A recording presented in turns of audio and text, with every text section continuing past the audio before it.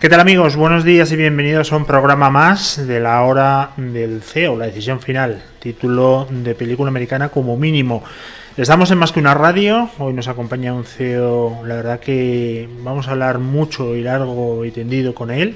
Estamos en el programa 859 Más que una radio, en esta quinta temporada, y nos vamos hoy a la rama de la salud y los seguros.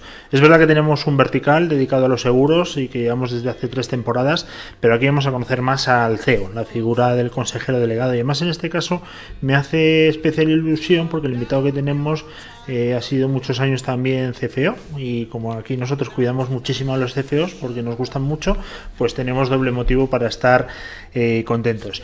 Venimos en un minuto y empezamos.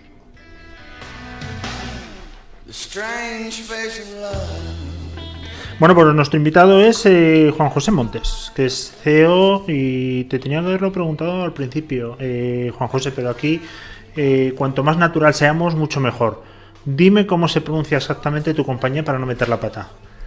Mi compañía, pues es verdad porque yo lo he oído pronunciar de muchas maneras, pero bueno, nosotros la llamamos Cigna. Cigna. Sí, he oído Ciña, he oído muchas cosas. Los americanos, con su particular acento, la C la asesan un poco más y dicen Cigna, pero nosotros aquí en España Cigna.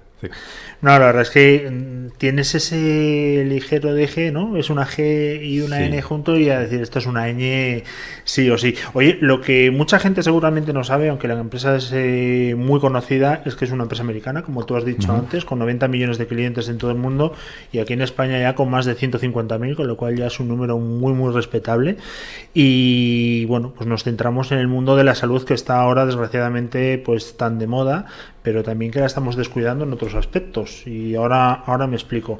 Pero vamos directamente ya al grano con Juan José. Tenía una pregunta aquí que has empezado fuera de micrófono ya a responderme directamente y ni te la había formulado, que es que viendo tu currículum hay una cosa que me llama mucho la atención, que has, bueno, además de tu licenciatura en económicas, también eres licenciado en actuariales, y eso yo creo que hay muy poca gente en el mundo que sepa lo que es. De hecho, yo no conozco, Juan, ningún niño que le preguntes de pequeño qué quiere ser de mayor y te diga quiero estudiar ciencias actuariales. Cuéntanos qué es. Bueno, pues ahora yo creo que como te decía al principio fuera de micrófono, es un grado más, porque hay muchos grados. De hecho, yo estoy perdido, pero cuando yo hice la carrera, dentro de la carrera de económicas empresariales, los tres primeros años eran comunes, y a partir del cuarto año tenías que escoger especialidad. Y no había muchas, la verdad. Yo dentro de la rama de empresariales pues había, no me acuerdo, pues financiación, auditoría, alguna más. Y una era actuariales, que ni siquiera entonces se sabía muy bien lo que era, pero que todo el mundo decía que tenía mucho futuro. ¿Por qué? Pues prácticamente porque era muy, muy, muy desconocido, y era muy enfocado al área de seguros, porque está muy basado en todos los temas estadísticos y de proyecciones y de análisis y de gestión de riesgos. Y parecía que entonces tenía algo de futuro. Y la verdad es que cuando decidí escoger actuariales, pues no tenía muy claro por qué. De hecho, fue una decisión bastante casual, porque estábamos, me acuerdo, 2 compañeros y yo de la carrera en la puerta de la secretaría para escoger la especialidad, y dudábamos entre auditoría, que entonces también estaba muy en boga, había muchas compañías, las famosas Big Four, Arthur Andersen, Towers Watson, etcétera, buscando a gente en las universidades, y decidimos entre la especialidad de auditoría y la especialidad actuarial a un cara o cruz con una moneda, y salió actuarial. Así que, o sea que no te puedo decir tampoco cuál fue el motivo, o que tuviera algo ahí que dijera, no, yo es que de pequeñito ya sabía que quería hacer esto. Sí, bueno, no te salió mal, la jugada. La verdad que esa moneda la guardas, me imagino, todavía, ¿no? Sí, Oye, pues comentabas antes auditoría Arthur Andersen, tú empezaste ahí prácticamente, ¿no? ¿Es donde te fogueaste? Sí.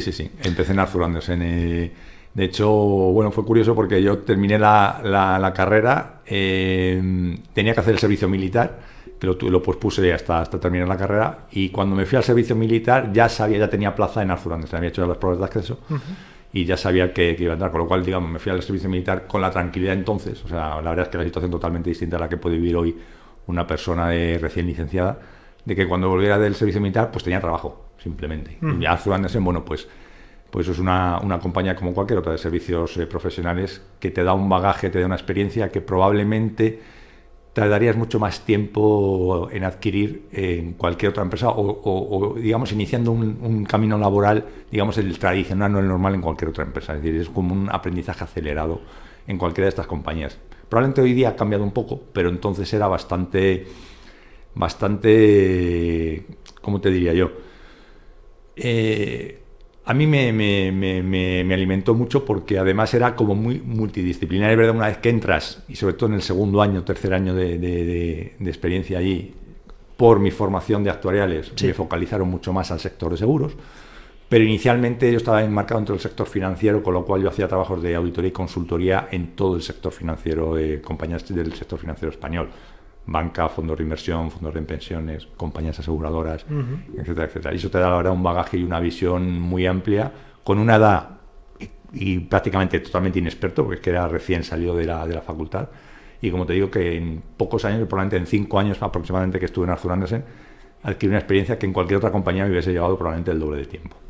Oye, lo que está claro es que los americanos te han elegido para dirigir aquí en España la filial.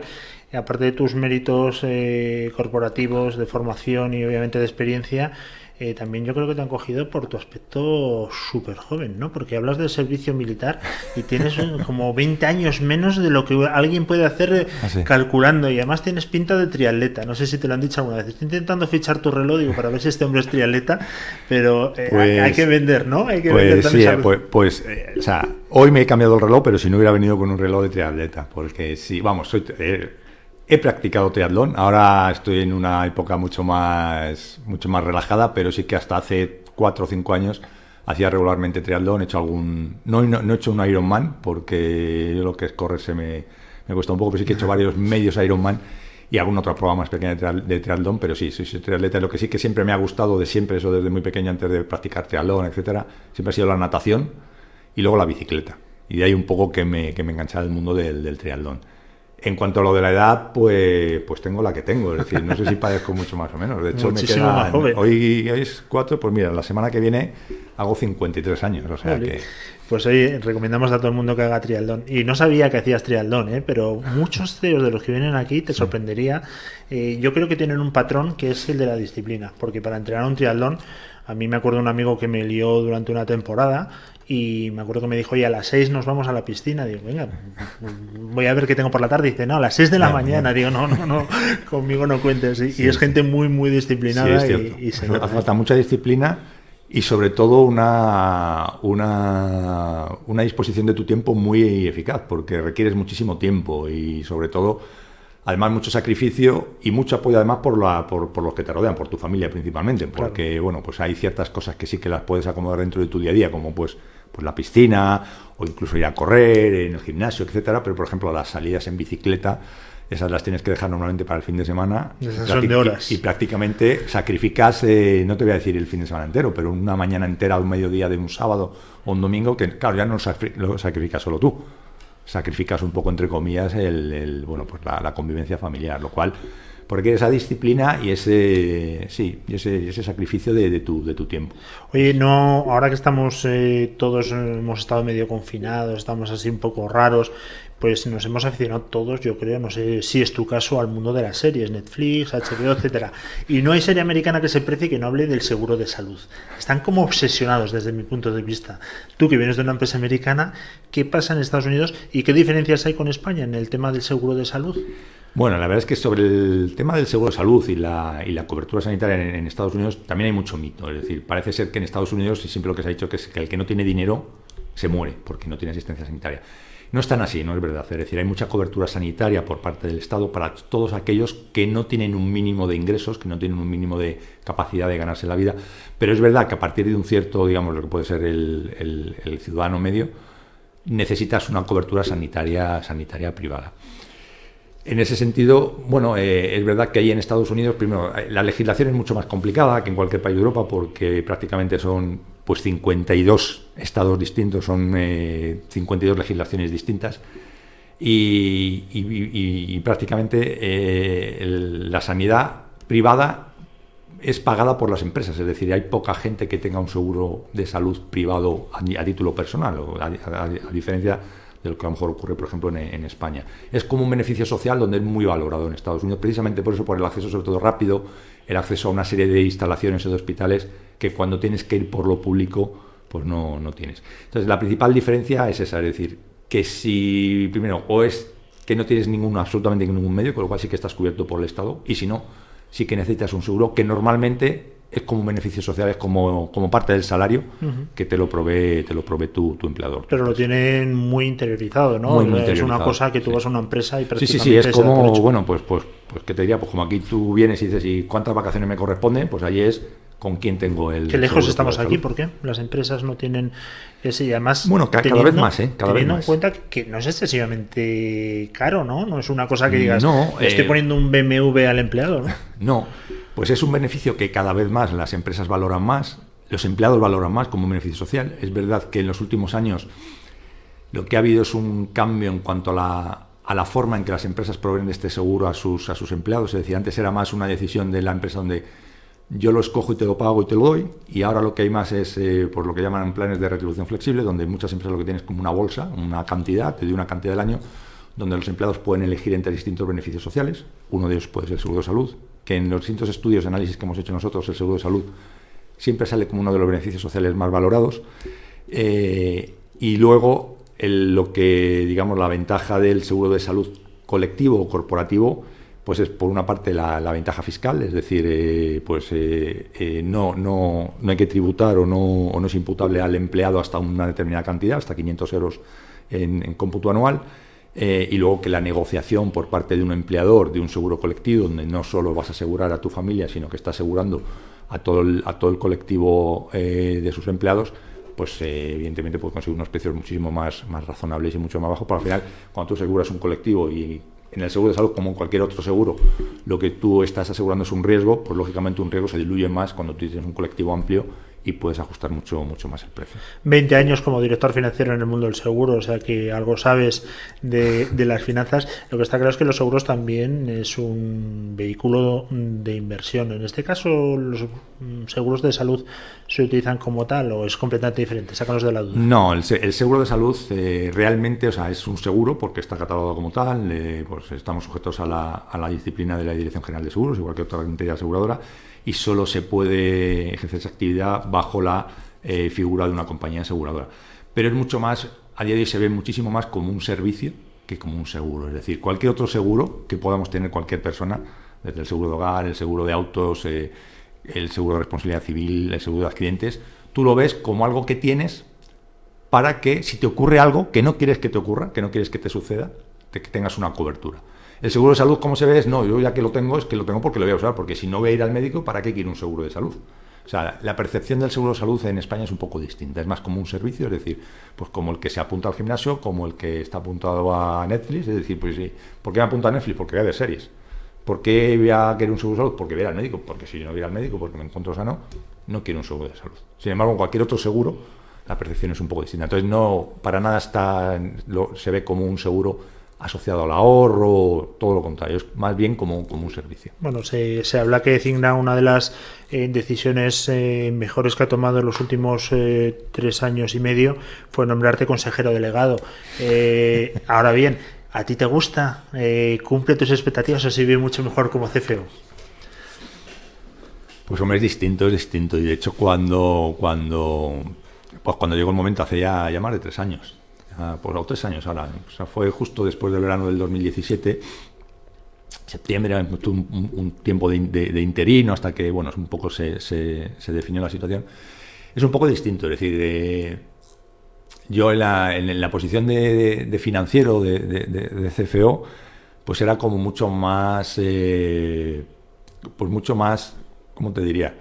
Es como mucho más objetivo todo, es mucho más tú saber cuáles son los objetivos, lo que tienes que perseguir, qué es lo que pretendes y bueno, digamos que tu capacidad de relación social es mucho más limitada. Entonces, el cambio principal que yo noté en el cambio de CFO a la dirección general es que prácticamente, al principio era muchísimo más, hasta que conseguí un poco ajustarme, pero el 70% de tu tiempo, como director general, como consejero delegado, llámalo como quieras, lo tienes que dedicar a la gente, sí, a los equipos. Es el cambio fundamental, drástico. O sea, como CFO, como te digo, o sea, a lo mejor dedicaba un 10 o un 15 a los equipos y el resto del tiempo, bueno, pues un poco con tu equipo más cercano, pero sin tener que gestionar. Ahora es un 70% de gestionar a personas, de gestionar equipos, pero de gestionar además cosas, desde cosas muy, muy importantes, de calado de verdad, a cosas que ni te imaginabas que existían y que te pueden parecer muchas veces vistos de fuera como la cosa, y perdóname la expresión, la más simple o la más tonta que te puedas imaginar.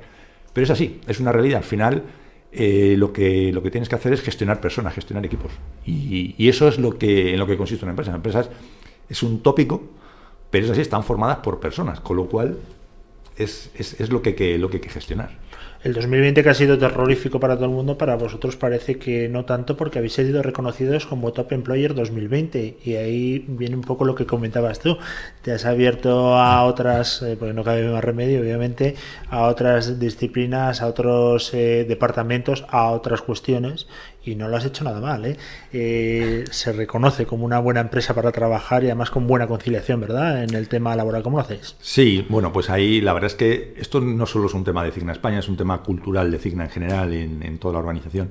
Y Cigna, por cultura, más allá de luego las peculiaridades que pueden existir en cada país, es una compañía muy enfocada a añadir valor al empleado, es decir, muy focalizada en el empleado, de proporcionarle una buena carrera profesional, de pensar mucho en él, y eso también se traslada lógicamente a España. Entonces, bueno, sí, es verdad, hemos sido este año ya segundo año Top Employer, en el pasado hemos sido también otra clasificación que era la de Great Place to Work. Y bueno, la verdad es que tenemos muchísimas iniciativas para el empleado, para ayudarles en el tema de conciliación, muchísimas ayudas, hacemos talleres en las propias instalaciones de la oficina, aunque esto no sé si luego hablaremos o no, pero esto va a cambiar un poco probablemente a raíz de esta situación y en el futuro inmediato. Pero pues con talleres de yoga, tenemos fisioterapia en las propias instalaciones, tenemos bastantes iniciativas para la promoción y la ayuda al empleado, así como luego muchas alternativas de promoción profesional, no solo dentro de lo que es la estructura de Cigna España, sino a nivel internacional. Hay mucha movilidad internacional, cumpliendo una serie de características. Por ejemplo, desde hace unos años daba igual a la posición a la que optaras entrar en Cigna, pero el hablar inglés, cuando digo hablar inglés no digo hablar bilingüe, porque pues yo te diría, ahora mismo nosotros en Cigna España podemos ser cerca de 200 empleados, bilingües a lo mejor hay 3, los demás hablamos el inglés, que hemos hablado toda la vida en España. Además creo que no hay que tener absolutamente ningún reparo en decir hablo inglés con acento español, en absoluto. Pero sí que es verdad que todo el mundo que entra tiene que tener un mínimo nivel de inglés, porque eso te permite tener una proyección internacional dentro de Cigna y unas posibilidades de colaboración, de compartir experiencias, de ver mundo que probablemente en otras compañías a lo mejor no. Y eso es un poco lo que hace de Cigna probablemente un lugar atractivo, y que es verdad que yo lo he vivido, y lo he vivido mucho más en esta época, en esta etapa de dirección general, que hay mucha gente que valora mucho Cigna. Es decir, hemos tenido gente que ha venido a trabajar con nosotros, no digo perdiendo condiciones pero sí que bajando sus expectativas, a lo mejor sobre todo salariales, por querer estar en un entorno, en una cultura como la que Cigna irradia, ¿vale? Luego es verdad que, y te digo, estamos en confianza, aunque no sea la gente que nos va a escuchar, en todas las casas, lógicamente, cada uno tenemos nuestras cosas que mejorar, pero es verdad que Cigna tiene muchas cosas que atrae, y que es cierto que la gente lo valora mucho. Y a mí, y además estas cosas no, lo que a mí me satisface más no es que te las cuente la gente que quiere venir a Cigna y que le ves que tiene interés y que te cuenta las bondades de Cigna de lo que ha escuchado. Sí. Es que te lo cuenta la gente que ha pasado por Cigna y que ya no está, y cuando hablas con ellos te hablan con añoranza de Cigna, de lo que Cigna representaba, lo cual la verdad que eso es una cosa muy muy buena para la empresa. Lo más difícil, desde luego. Tenemos más que una radio, tocamos muchísimo tema de tecnología también, nos encanta, y hemos llegado a la conclusión con los invitados que han pasado por aquí, del nivel que tienes tú, Juan, que el coronavirus ha hecho lo mismo o más que Apple, Microsoft y todos juntos para la digitalización. También ha hecho más que otros para que la gente tome conciencia del seguro de salud, y esto ha impulsado a que la gente sea más responsable y que tenga su seguro, ¿no? Pues creo que debería. Yo creo que sí, que la gente se ha concienciado más y yo creo que lo han visto y lamentablemente algunos probablemente lo han sufrido en sus propias carnes, que el disponer de un seguro de salud privado por las circunstancias, es decir, la sanidad pública llega donde llega, ha tenido una serie de, bueno, pues de recortes en estos últimos años por temas de capacidad de gasto público, porque la deuda pública está disparada y porque ha habido que haber recortes. Lo hemos visto no solo en medios materiales, lo hemos visto en la disponibilidad o la capacidad de tener médicos, de tener enfermeras. Tenemos médicos y enfermeras que están yéndose a otros países porque aquí no tienen posibilidad de desarrollarse profesionalmente. Entonces, la gente ha visto que el tener un seguro de salud privado les ha facilitado mucho, sobre todo en temas de urgencia, o sea, de capacidad de poder ir a un médico de forma inmediata, de poder escoger un especialista. En la sanidad pública no es posible, y yo creo que lo han valorado mucho más. Es verdad, y el otro día, hace un par de semanas, estaba en una mesa redonda con CEOs de otras compañías aseguradoras a través de una asociación de corredores, que, bueno, algunos eran de compañías de multisegmento, multiramo. Como sabes, Cigna solo es monoramo, que es de salud. Y yo lo que decía que también lo que tenemos que perder un poco es, nosotros estamos en un mercado eminentemente competitivo, muy competitivo, donde ahora mismo el principal...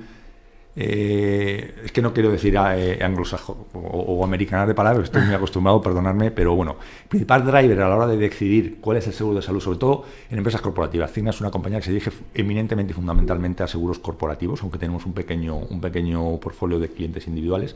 Sigue siendo la prima el precio, es decir, hay muchas empresas que al final lo tienen también porque es un tema heredado, el beneficio social a sus empleados.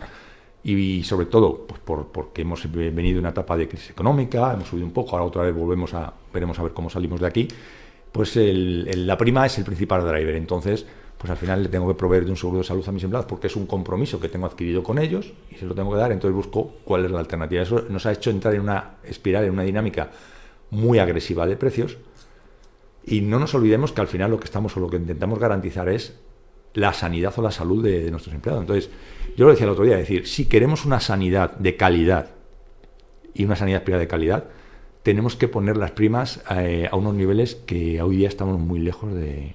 Porque eso, ¿qué nos lleva a nosotros? Nos lleva a que al final nuestros, ¿a dónde se nos va a nosotros el principal gasto de la prima de seguro? Pues al pago de los profesionales médicos, hospitales, médicos, especialistas. Entonces, yo tengo que negociar con ellos porque si no la prima no me da. Y si la prima no me da, tengo que cobrar más. Pero si cobro más, mis clientes se van porque lo que buscan es el proveedor más barato. Entonces, es una rueda, pero claro, tú a un profesional médico, tú lo que no puedes es pagarle 15 euros por una consulta médica y esperar que le preste una atención de calidad a ese asegurado, ese paciente. Yo soy de la opinión de que cuando un paciente traspasa la puerta de la consulta del médico, yo creo que el médico evidentemente no se fija si ese asegurado viene de una compañía, de otras, de un seguro privado, de otro sí cobro más de una compañía o de Cigna, que puede pagar más o puede pagar menos. Pero es verdad que al final son profesionales que tienen que vivir. Entonces toda una espiral que insisto, y lo estamos viendo en reflejo por reflejo en la sanidad pública. Es decir, todos estos recortes que ha habido todos estos años, cuando llega una situación como la actual de pandemia, hemos visto la falta de recursos materiales, de recursos de profesionales. Y esto ha llevado a colapsar el Sistema Nacional de Salud, etcétera. Pues exactamente lo mismo en la sanidad privada. Y la sanidad privada yo creo que hoy día es fundamental para complementar la sanidad pública. Entonces, si no la cuidamos, si no pagamos lo suficiente a los proveedores, a los profesionales médicos, va a ser muy difícil de garantizar esa sanidad privada de calidad. Y como digo, creo que es fundamental que esa sanidad privada complemente la sanidad pública.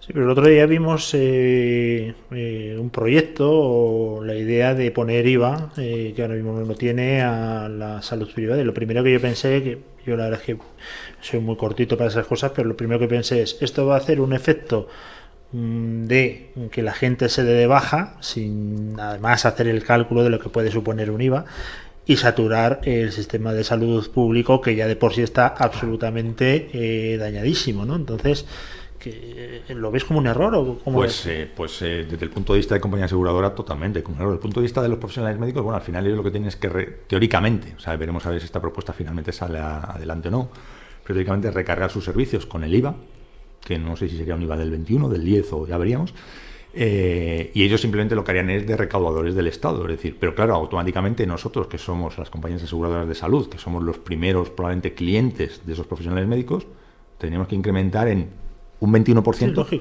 nuestros precios. Entonces esto, pues como bien dices, ¿qué va a hacer? Pues gente que tiene un seguro de salud privado ahora mismo, me da igual que sea a título particular o a título corporativo, pues se plantea, yo no puedo subir mis costes un 21% por una decisión, pero es que si no, esto es inviable. Entonces, además en un sistema como el nuestro, donde tenemos una doble cobertura, porque todo el mundo ya está pagando por sus impuestos por una sanidad pública, entonces todo aquel que además decide tener una sanidad privada, encima le recargas con un IVA, pues es algo que, visto desde fuera, aparentemente tiene poco sentido. Pero bueno, estamos en la situación que estamos en unos niveles de deuda pública pues históricos y creciendo a marchas galopantes, y esto se tiene que financiar de alguna manera, y lo estamos viendo, que la presión fiscal en los próximos años probablemente va a ser complicada. Entonces, bueno, veremos a ver. Pero yo sinceramente creo que es un error. Se ha dicho en todos los foros, no solo desde el punto de vista asegurador, sino desde el punto de vista, como decías, ciudadano. Es decir, esto es probablemente lo que va a hacer es que muchas personas que hasta ahora se podían permitir el tener un seguro de salud privado, pues van a tener que dejar de poder tenerlo. Espero que no pase y que esta medida no prospere. Antes hablas de una cosa y yo lo tenía por aquí apuntado también. Voy a contar una batallita que la gente que me escucha dirá, joder, ya empieza con sus batallas, y además una que la repito constantemente. Tú y yo tenemos una cosa en común, hemos hecho el mismo curso en el IES, y yo tuve un profe que le comenté una idea de negocio que tenía, así muy emprendedora, y me dijo, ¿lo hace alguien? Esta historia ya la conoce alguno de los que nos escuchan, seguro. Y yo le dije, no, soy el primero de España. Y dice, pues no la hagas. Si no la hace nadie, obviamente es que no funciona. O sea, no le des más vueltas. Haz pan. Has visto una panadería. Y eso llevado al mundo de los seguros, es que yo lo que veo es que es una competencia absolutamente brutal. O sea, además ahora han entrado también las Insurtech, aunque, hacen un poco más papel de corredor. Pero aseguradoras, yo cuando he estado de director financiero en empresas, no había día que no me viesen una de un gran banco, de una gran aseguradora, etcétera, a ofrecerme. ¿Cómo se lleva eso? Porque una cosa es la competencia y otra estar a tope. ¿Cómo lo llevas? Pues como te decía, pues es complicado. Este mercado, te decía, y sobre todo en el seguro de salud, es un mercado muy, muy, muy agresivo en precio, muy agresivo, muy competitivo. Y es complicado. Es verdad que en los últimos años ha habido una agrupación, ha habido compañías pequeñas que han ido desapareciendo, ha habido adquisiciones, pero aún así sigue habiendo una competencia brutal. Pues es complicado, y al final, en nuestro caso, nosotros lo que tratamos es de diferenciarnos un poco de la competencia, tratando de dar un servicio un poco diferenciado a lo que pueden ser las grandes compañías. Al final, nosotros somos una compañía que tenemos... Cuando miras el mercado global de salud en España, de seguros privados en España, tenemos una cuota de mercado del 1%, un poquito más, el 1,2%, que lógicamente es muy pequeño. Esto es verdad que tiene sus matices, porque esto, cuando miras el negocio global de salud de toda España, pues hay mucho negocio todavía, mucho seguro de salud particular, en el cual nosotros no competimos de una forma proactiva. Entonces, cuando esto eliminas el negocio particular y lo centras sobre el negocio colectivo, ahí pues ya podemos tener una cuota de mercado algo mayor, del 8 o 9%. Y además, principalmente, nosotros estamos focalizados en Madrid y Barcelona, o Madrid y Cataluña, que es lógicamente donde más entidades corporativas suelen tener su sede principal. No únicamente porque tenemos clientes en otras provincias de España, pero principalmente. Con lo cual, esto nos hace subir un poquito más la cuota de mercado. Pero es verdad que competimos con monstruos como Sanitas, como Adeslas, que es el primero del ranking, como Asisa, como DKV, como Mafre, con un reconocimiento de marca brutal. Nosotros no invertimos en publicidad porque, pues es una peculiaridad o característica de Cigna, que no somos muy agresivos en publicidad. Y es complicado, y al final tratamos de diferenciarnos, sobre todo porque lo que pretendemos es sobre todo que nuestros clientes, y como digo, nuestro cliente corporativo es el foco, donde nosotros lo que tratamos es de ayudar a direcciones generales, direcciones de recursos humanos,